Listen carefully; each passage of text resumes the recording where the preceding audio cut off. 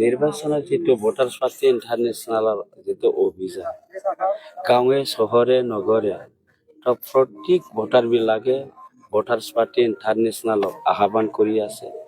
গতিকে ভোটাৰবিলাকৰ কাম হৈছে কি ভোট দিয়া মানুহবিলাকে ভোট দিয়াৰ বিনিময়ত ভাগটা পাব লাগে।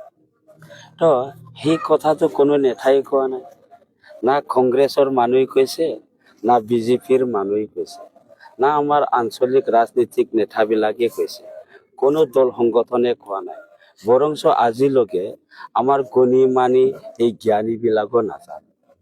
কিন্তু গণতন্ত্ৰৰ বিধি বিধানৰ মতে তো ৰাইজেই ৰজা হয়, তেওঁবিলাকে ভোট দিলেহে প্ৰতিনিধি হয়, MLA হ'লেহে গুৱাহাটী দিছপুৰ হয়, সেই ভোটাৰবিলাকে ভোট দিলেহে তো MP হয়, MP হ'লেহে দিল্লী সংসদ পাৰ্লামেণ্ট হয়, সেই ভোটাৰবিলাকে ভোট দিয়াৰ পিছত ভাৰতৰ ৰাষ্ট্ৰপতি হয়, লোৱাৰ কোৰ্ট হাইকোৰ্ট সুপ্ৰিম কোৰ্ট হয়। মই ঢেকীয়াজুলি সমষ্টিকৰ পৰা মই এতিয়া মই 2015 চনৰ পৰাই ভোটাৰ পাৰ্টি ইণ্টাৰনেশ্যনেল আমি মেম্বাৰ ড্ৰাইভ কৰি আছো। তো এতিয়া ঢেকীয়াজুলি বেলচি তেনেকে আমাৰ ঢেকীয়াজুলি সমষ্টিকৰ মোৰ মেম্বাৰে 2 লাখ মান মানুহ আছে। তো সেইটোৰ কাৰণে মই আশা কৰি আছো সেই ভোটাৰবিলাকে যিটো আন্দোলন কৰি আছে, ভোটাৰবিলাকে যে ভোট দিয়াৰ বিনিময়ত ভাগটা পাব বিচাৰিছে, সেইটো বৰ্তমান সেইটো ইলেকশ্যনৰ পিছতে ৰাইজে ৰিজাল্টটো পাব। কিয়নো আমি কৈ আছো ভোট দিয়াৰ বিনিময়ত প্ৰত্যেকটো ভোটাৰে 11,900 টকাকে পাব লাগে। বৰ্তমান জনমৰি আয় হিচাপত চৰকাৰে প্ৰত্যেক মাহত 23,800 টকাকৈ তো হিচাপ কৰি বছৰে এবাৰ নোট ছপাই আছে। বছৰত হৈছে 2,85,600 টকা আৰু 5 বছৰৰ লগত ইনটু কৰিলে তো 14,28,000।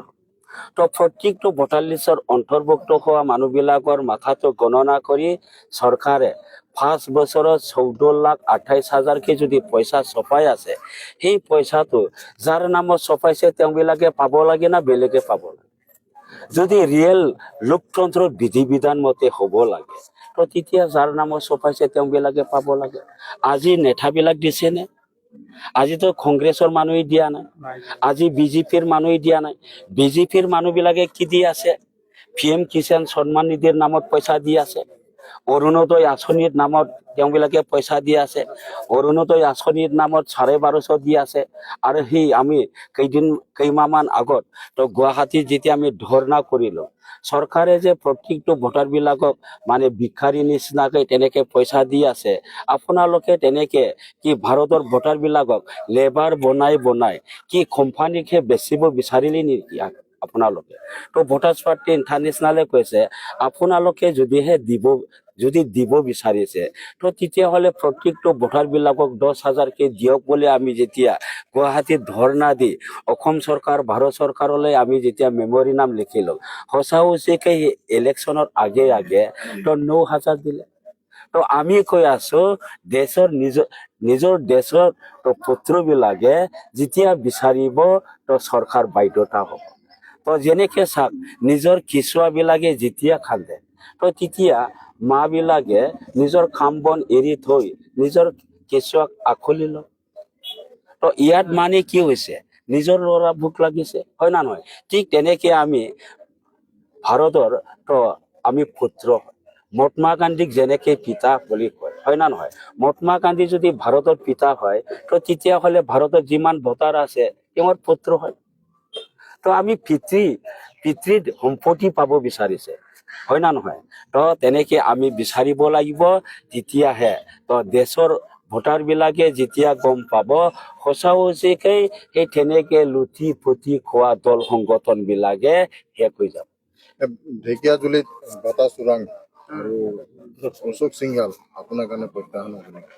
তো এতিয়া অশোক সিংঘালটো নিজে 10 বছৰ চলা, তো মই এজন ঢেকীয়াজুলিৰে মানুহ হয়। অশোক সিংঘাল তেওঁৱে আজি 10 বছৰ নেতা হয়, তো আমাৰ ঢেকীয়াজুলি সমষ্টিগত তেওঁ কি কাম কৰিল? একো কাম কৰা নাই। আৰু তেওঁ সেই আমাৰ মানুহে যেতিয়া গৈছিলে তো তেওঁবিলাকে কৈছিলে মই জংঘলত একো দিব নোৱাৰো, OIL-ত একো দিব নোৱাৰে। যদি OIL-ত একো দিব নোৱাৰে তো তেতিয়াহ'লে 2026 চন ইলেকশ্যনত তেওঁবিলাকে কিয় আহিলে?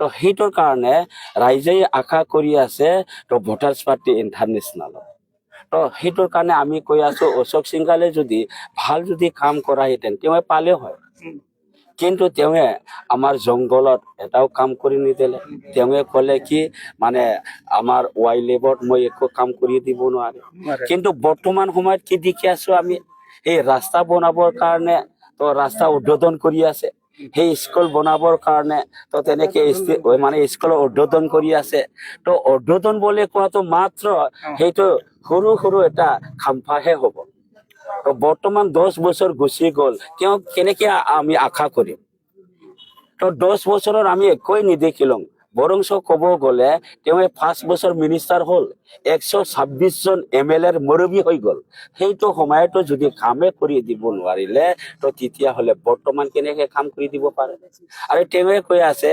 বৰ্তমানো যদি মই জিকে তো তেতিয়া অসম চৰকাৰে মোক ফৰেষ্ট মিনিষ্টাৰ দিম বুলি কৈ আছে গতিকে ফৰেষ্ট মিনিষ্টাৰ যদি পাওঁ তো তেতিয়া মই ৱাইল্ডলাইফটো খতম কৰিম বুলি কৈ আছে আৰে ভাই আপোনালোকৰেতো চৰকাৰ আছিলে আপোনালোকৰে তো 10 বছৰ হৈ গ'ল কিন্তু আপোনালোকে সেই ৱাইল্ডলাইফটো কিয় কাটিব নোৱাৰিলে সেইটো হৈছে কি তেওঁবিলাকে ভোটাৰ বিলাকত বহুমূলীয়া ভোটটো পাবৰ কাৰণে মাত্ৰ মুখত কৈ আছে তেওঁবিলাকে মানে সেইটো কাম কৰি দিব নোৱাৰে ৱাইল্ডলাইফ খতম কৰিব নোৱাৰে তেওঁবিলাকে আৰু ভোটাৰ বিলাকত মাজত তেওঁবিলাকে শান্তি স্থাপন কৰিব নোৱাৰে ভোটাৰ্ছ পাৰ্টি ইণ্টাৰনেশ্যনেলে কৈছে প্ৰত্যেকটো ভোটাৰ লিষ্টৰ নাম থকা মানুহবিলাকৰ নামত যদি পইচা ছপাই আছে তেওঁবিলাকক দি পঠাব আধা টকা চৰকাৰৰ কামৰ কথা আৰু আধা টকাটো যাৰ নামত ছপাইছে তো তেওঁবিলাকক দি পঠাক আৰু আমি কৈ আছো সেই পইচা আমি কোনো নেতাৰ পৰা নলওঁ নেতাৰ হাতৰ পৰা লোৱা মানে দুৰ্নীতি হোৱা যেনেকে এতিয়া অৰুণোদয় আঁচনি সেইটো দিয়াটো সঁচা খোৱাটো মিছা হয় না নহয় তো দিয়াটোতো সঁচা কিন্তু খোৱাটো মিছা বৰ্তমান অৰুণোদয় আঁচনি দি আছে দুৰ্নীতি হৈ আছে হয় না নহয় তো আমি ৰাষ্ট্ৰপুত্ৰ হোৱাৰ বিনিময়ত আমি নিজৰ অধিকাৰ পাব বিচাৰিছে ভাৰতৰ ৰিজাৰ্ভ বেংকৰ পৰা সেই ভাৰত চৰকাৰে প্ৰত্যেকটো ভোটাৰ বিলাকক ATM বনাই তো নিজৰ পকেটত দি পঠাব লাগে